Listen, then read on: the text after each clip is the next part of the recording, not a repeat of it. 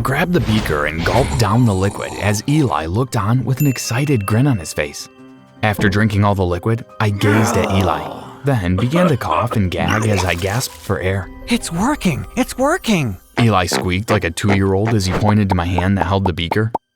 That day changed my life forever. Hi, my name is Michael. Before I continue my story, please like this video and subscribe to our channel. Don't forget to smash that notification bell so you'll get notified when we have more amazing stories. As we were heading out of math class, my best friend Eli and I stopped to look at the science fair poster. The grand prize was $5,000. Hey Eli, are you ready to beat Daria this year in the science fair? Boy, am I ever. She killed it the last 3 years in a row. We have to get something that would make even Daria's head spin. And we will finally have gloating rights for a whole year. Talking about the devil herself. Eli tilted his head towards the science lab. I watched as Daria walked over to us with a smirk on her face. Hey boys, are you ready to lose again this year? I glanced over at Eli, whose fists were clenched. Lose to who? You? I cackled before looking at Daria sternly. Trust me, the only person to lose this year is you. We already have a plan on how to spend our $5,000, so if you'll excuse us, we have a science fair to win. I grabbed Eli's shirt and we walked away from Daria towards our final class for the afternoon, history. When we were out of earshot, Eli turned to me and punched me in the shoulder. Ouch! Dude, are you insane? If she beats us this year, her gloating is going to be 100 times worse. Then we make sure we win. I looked at Eli smugly. During history class, Mr. Coleman was discussing King Midas. You know the king who turned everything that he touched to stone? Well, anyway, I had a brilliant idea and I quickly scribbled a note and passed it to Eli. Eli looked at me with a raised eyebrow, then a mischievous grin, and nodded in agreement. Do you gentlemen want to share something with the class? Eli and Michael? No, sir, we said simultaneously. I couldn't wait for Eli and I to discuss our prize-winning concept, but the rest of the afternoon seemed to drag on. Finally, the last bell rang and Eli and I sprung from our chairs and darted out the classroom. Are you serious? Eli whispered. Not here. Let's go to your house. You never know who's listening. I looked around suspiciously. We hurried to Eli's house, and as soon as we entered his room, I blurted out, "Wouldn't it be amazing to concoct a serum where everything I touch turns to gold? Not only do we win the science fair, but we also have a chance to become rich." I rubbed my hands together. But why do you get to be the one with the golden touch? Because you are the genius in all of this. Do you really want to taste all the gooey serum before we get to the right one? And once it works, we will need your genius to create the antidote. You can't create the antidote if everything you touch turns to gold. I get the golden touch, and you may even have a shoe-in for the Nobel Prize. Not even Daria could compete against that. I like where this is headed. Let's get started. Over the next few weeks, I felt like a lab rat as I guzzled down the numerous serums that Eli created. I must admit that at times I wanted to back out, but I wanted to beat Daria more than anything I ever wanted to do in my life, so I stuck it out. The process was a grueling one. Some serums tasted like candy, some tasted like something from the trash. At one point, Eli accidentally made a love potion. That week I got a few dates under my belt.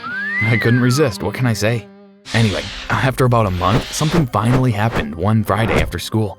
I grabbed the beaker and gulped down the liquid as Eli looked on with an excited grin on his face. After drinking all the liquid, I gazed at Eli, then began to cough and gag as I gasped for air. It's working! It's working! Eli squealed like a 2-year-old as he pointed to my hand that held the beaker. I looked across at my hand and the beaker was indeed changing, but it wasn't turning to gold, it was turning into stone. It worked! It worked! It almost worked, I said as I watched my hand, mesmerized by its new ability. Maybe if I tweaked it a little, Eli scratched his head thoughtfully. We don't have time. The science fair is next weekend. This is as good as it's going to get. Eli and I tested out my hands. We were both thrilled when we realized that both my hands turned anything I touched to stone. Luckily, I wasn't able to turn myself into stone. It was all fun and games until my stomach began to rumble and I couldn't eat or drink anything.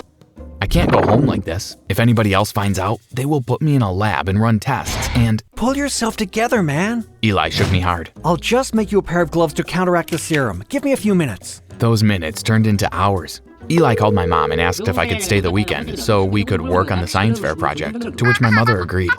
That Friday night, we had no luck. I drifted off to sleep and was awakened to a knock on Eli's bedroom door.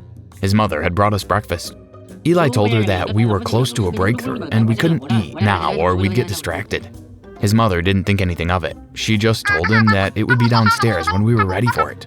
I must have dozed off again because I woke up to Eli's shouts. I glared at the clock and it was 4:30 p.m. I sat up slowly. Please tell me those are shouts of victory. Eli ran towards me with a pair of red leather gloves and handed them to me. I took it gingerly and was surprised that they didn't turn to stone. Put them on. I quickly put them on and touched Eli's lamp that was on his nightstand. Nothing happened. You did it. I pulled Eli into a bear hug. And they are waterproof. Now let's eat, I grinned. We raced downstairs and devoured breakfast and 5 slices of pizza each. Eli's mom looked at my gloves. You don't have robotic hands under those gloves, do you? She smiled playfully. Eli and I shared a look and laughed before heading back to his bedroom. On Sunday, Eli worked on the antidote and I went home. The following week, I explained to my parents and teachers that I had to keep the gloves on as it was part of my science fair project. But that didn't mean I kept the gloves on at all times. I touched all the water fountains at the school, the climbing rope in gym class, and the football in PE. Daria sprained her big toe trying to kick the ball. After that, I decided to put the pranks on hold for a bit as Eli and I worriedly watched as the paramedics removed Daria from the football field and took her to the hospital. Finally, the day of the science fair arrived. When the judges approached our booth, Eli and I smiled. I took off the gloves and touched the apple that Eli placed on the table. The judges jumped back in sheer amusement. Eli went on to explain our process as I put the gloves back on. After the judges left, I looked at Eli. We have that 5K in the bag. How about we get some drinks and stretch our legs a bit? Eli nodded and we walked towards the drink stall. On our way back, we were stopped by a tall, slim man with a pair of shades and a trench coat. Hi, Eli and Michael. I have a proposition for you, Michael. The man looked in my direction before continuing. My company is prepared to give you $20,000 a month. For what? We want to run a few tests on you, maybe even help you with an antidote. It's okay. Eli and I already have an antidote. I walked away and Eli soon followed. That was weird and creepy. We soon forgot about our strange encounter when we were named the winners of the science fair.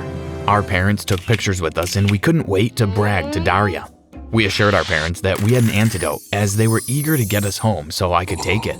Before heading home, my parents and I stopped at Eli's and I took the antidote, but nothing happened. I looked at Eli with my heart hammering in my chest. Was I going to be like this forever?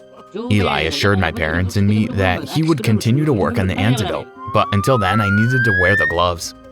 The next few days, there were press reports and tabloid journalists parked outside our house. We couldn't go out or come back in, and Eli still hadn't made progress. My parents were now concerned and wanted to get medical personnel on board.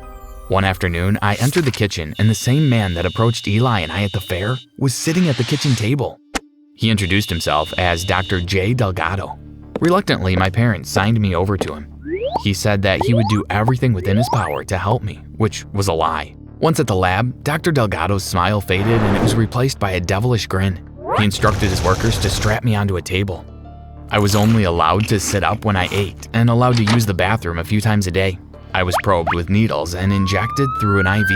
I felt abandoned and rejected by my parents and Eli. After a few weeks, my luck changed when I heard the door open after the other scientists left for the day. My parents, together with Eli and Daria, broke into the lab to get me out. Sorry it took so long. Eli said as he removed my straps. The good doctor lied about where he was taking you. If it wasn't for Daria. Thank you, I mumbled weakly. Let's get him out of here quickly before the guard comes back. Dad said as he draped one of my arms over his shoulder and Mom draped the other. I felt as though I were in a movie, dodging and hiding, praying that we wouldn't get caught. Daria and Eli stole identification cards from the guard booths so we could escape the facility. For a heavily guarded facility, tonight was strangely quiet. I didn't put too much thought into it as I wanted to get as far away from there as possible. When we got to the van, Eli's parents were inside. Once we were all in, Eli's dad sped off. We dropped Daria home, then we went to the pier. Awaiting us was a yacht. After a few hours, Mom shook me awake. We arrived at a small island and we hopped on a charter plane to reach our final destination. Eventually, we arrived at an old, massive, and intimidating house. Everything that we needed was already in sight, including anything Eli needed to make the antidote.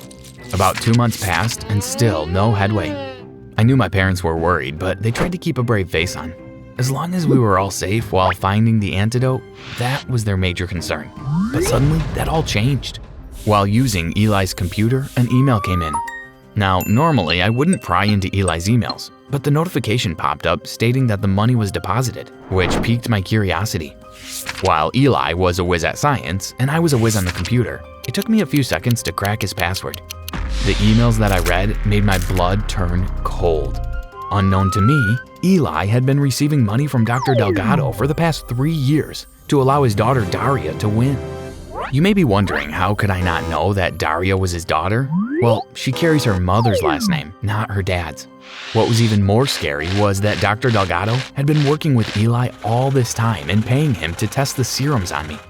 Dr. Delgado told Eli what to do, and like a puppet, Eli agreed. I dropped the laptop and searched for my parents to let them know what was going on. When I got to my parents' room, the door was slightly open and I heard shouting. I snuck towards the door and saw Eli's dad holding a gun at my parents. Mom saw me, her eyes welled with tears. Run, Michael, run! She screamed. As I scrambled from the door, I heard 2 loud explosions. I needed to get help. I couldn't believe that Eli and his parents were in on it. I felt like such an idiot. It wasn't long before Eli heard the explosions and came running to see what was happening. We crossed paths in the living room as he blocked my path of escape. I trusted you, I screamed at Eli, and you give me up for money? I did what I had to do. Living under your shadow since we were 5 was giving me a major migraine. So I thought, why shouldn't I use you, like you tried to use me to win those science fairs? There's more to this than you think. And your parents killed my parents. I'm going to turn you to stone if it's the last thing I do. I pulled off my gloves and charged at Eli. I may have been bigger, but Eli was definitely more agile.